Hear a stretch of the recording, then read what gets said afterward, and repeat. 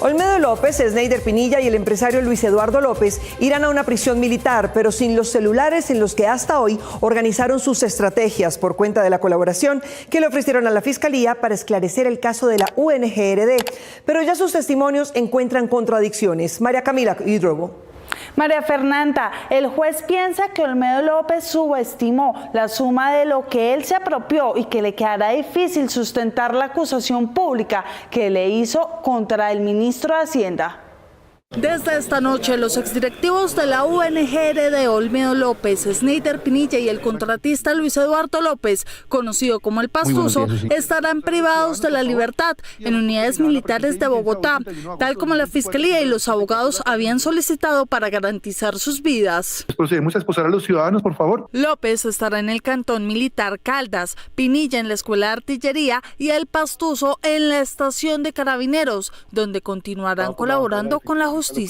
La detención se hace efectiva de manera inmediata. Se le deben retirar todos los elementos de comunicación, también se le deben retirar todos los elementos que puedan constituir un instrumento para que ellos puedan atentar incluso contra sus vidas. El juez 35 de Control de Garantías de Bogotá en su decisión también destacó que pese a revisar las pruebas entregadas por la Fiscalía, no encontró cómo el ministro de Hacienda, Ricardo Bonilla, direccionó la contratación de 3 municipios a cambio de apoyar las reformas del gobierno. Realmente el despacho, cuando revisa este segundo suceso, a pesar de que hay elementos que apuntan en esa dirección, lo cierto es que no encontró realmente cómo podría amarrarse esas afirmaciones que se realizan. El juez destacó que Olmedo López obtuvo más dinero del que admitió en las audiencias la Fiscalía, pues se apoderó de recursos del Estado y recibió coimas millonarias, más allá de las que le dijo a la Fiscalía. Se tenga como incremento patrimonial obtenido producto de la conducta punible, no la suma de 724 millones que fue imputada en sede peculado por apropiación,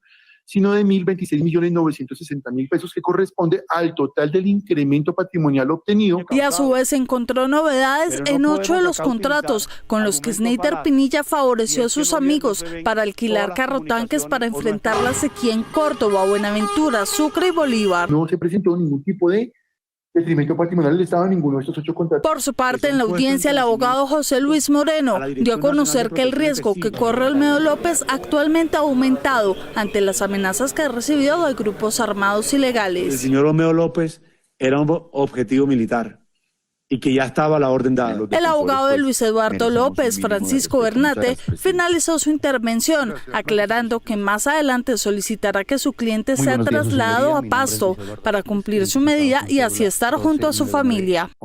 Ante el Juzgado 35 de Garantías de Bogotá, una fiscal delegada ante la Corte Suprema radicó su solicitud para que los 3 protagonistas del fraude a la UNGRD atiendan el juicio en su contra desde una prisión militar, pues también hay riesgos de seguridad para ellos. María Camila. Mónica, por un lado, 69 cajas de contratación de la entidad se han perdido. Es por esto que para la fiscal es necesaria la medida de aseguramiento. Pero además, como ellos deben delatar a los responsables, a sus cómplices, es por esto que su seguridad también está en riesgo y la medida es necesaria. La fiscal delegada ante la Corte Suprema de Justicia, Cristina Patiño, solicitó ante un juez de garantías de Bogotá que los exdirectivos de la UNGRD, Olmedo López y Sneider Pinilla y el contratista Luis Eduardo López sean privados de la libertad en una guarnición militar para iniciar las audiencias públicas de su juicio. En razones de seguridad de los imputados, quienes han venido recibiendo amenazas contra sus vidas e integridad personal.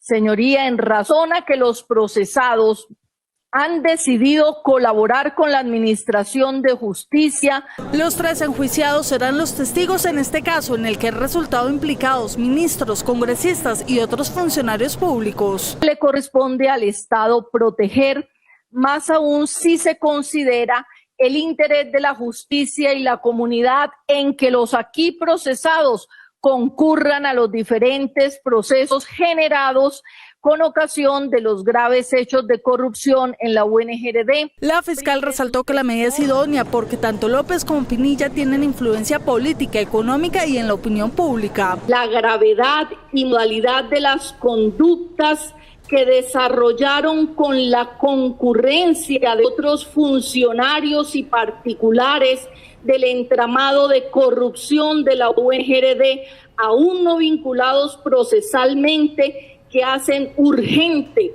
alejar a los aquí imputados de ese entorno. Según la fiscal Patiño, en la UNGRD aún podría haber miembros de la estructura delincuencial que podrían ocultar las pruebas, como fue el caso de información de la contratación de la entidad. 39 cajas desaparecieron de la institución con documentación atinente a la contratación que se llevaba allí en las fechas atinentes a los delitos aquí investigados.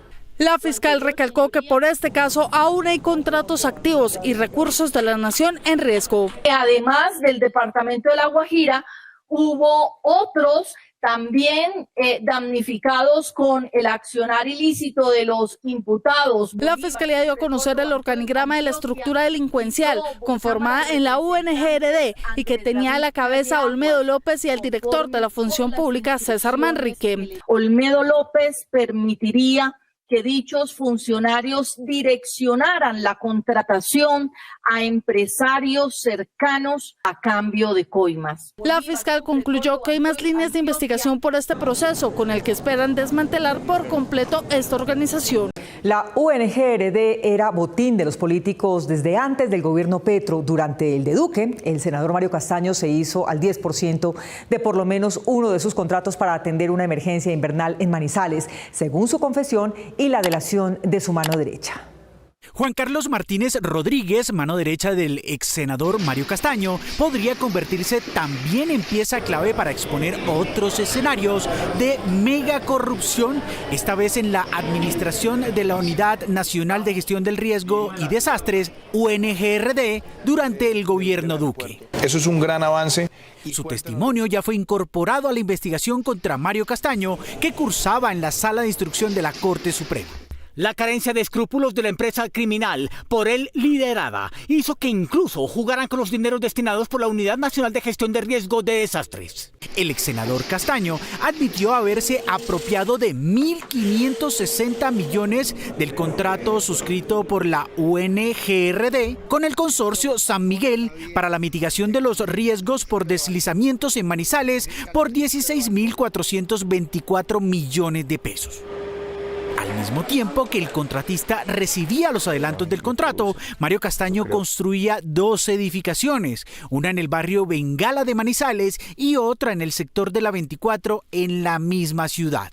El procesado instigó dolosamente, mediante una cadena de determinaciones, a miembros de la organización directiva para que se apropiaran de una suma de 1.560 millones de pesos a favor suyo y de otras personas. Esta es la estructura criminal de ese contrato que figura en el expediente de la Corte Suprema. También se documentó que entre agosto de 2020 y marzo de 2022, Mario Castaño y Juan Carlos Martínez visitaron 41 veces las oficinas de la unidad en Bogotá. El medio digital Casa Macondo reveló que Mario Castaño se reunió 5 veces a puerta cerrada con el entonces director de la unidad, Eduardo José González. Con funcionamiento 24 horas al día. Este es el top 10 de congresistas que para la misma época visitaron la entidad.